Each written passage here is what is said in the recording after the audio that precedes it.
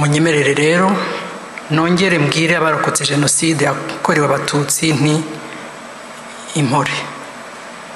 Mwarakoze cyane kwemera kubaho kugira ngo batazima. Mwarakoze kwemera kugendana ibikomere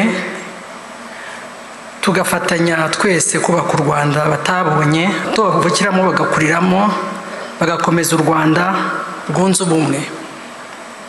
Ni byinshi byiza twishimira uyu munsi byadufashije muri urugendo, ariko icyemezo cyo kubabarira cyo kirahebuje.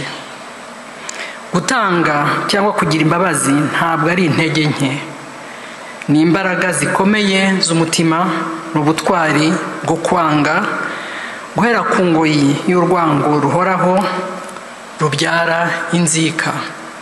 Kubaho k'umuryango Ibuka gushingiye ku mateka ashaririye igihugu cyacu, ndetse byaje nk'igisubizo cy'amateka mabi u Rwanda rwanyuzemo. Ntibyari byoroshye kuva muri jenoside ngo abantu bakomeze ubuzima uko bisanzwe, bagira icyizere cyo kubaho, gutera imbere no kureba ejo hazaza. Ntabwo wakwica umuntu kabiri.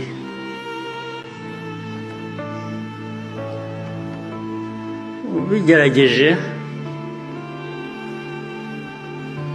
azakwica mbere yo kumwica. Ubwo turaha mutureba bamwe bajya bashinyagura bavugira hanze. Igihugu cyose, igihugu cy'u Rwanda ureba ntabwo gishobora gupfa kabiri.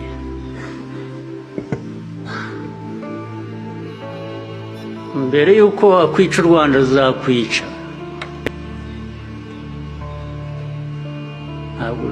Ntabwo wakwica abantu kabiri. Ibibaho tureba ntabwo twapfa kabiri.